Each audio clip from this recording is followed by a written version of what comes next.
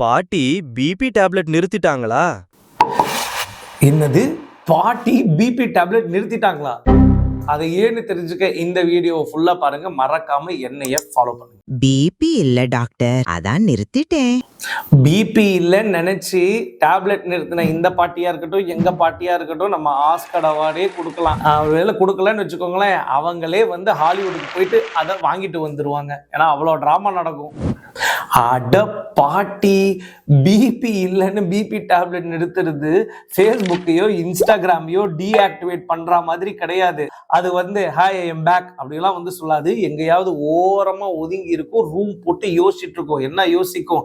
கிட்னியை எப்படி கிளறலாம், ரத்த குழாயை எப்படி புடுங்கலாம், பிரெயினுக்கு எப்படி ஸ்ட்ரோக் அடிக்கலாம்னு சொல்லி அதோட நேரத்துக்கு அது வெயிட் பண்ணிக்கிட்டு அமைதியா இருக்கிறதுனால மட்டும் பிபி இல்லைன்னு வந்து அர்த்தம் கிடையாது. அது ஒரு சைலண்ட் கில்லர். அவங்க கிட்ட இந்த 3 விஷயத்த சொல்லுங்க. தலை சுத்தல் இருந்தாலோ, தலைவலி இருந்தாலோ, ஒமட்டல் இருந்தாலோ, மூக்குல இருந்து ரத்தம் வந்தாலோனா அவங்களோட பிபி டெஃபினட்டா கண்ட்ரோல் இல்லைன்னு அர்த்தம். இந்த மாதிரி ஆஸ்கர் நாயகர்கள் உங்க வீட்டில் இருந்தா மறக்காம கமெண்ட் பாக்ஸ்ல மென்ஷன் பண்ணுங்க. என்னைய ஃபாலோ பண்ணுங்க.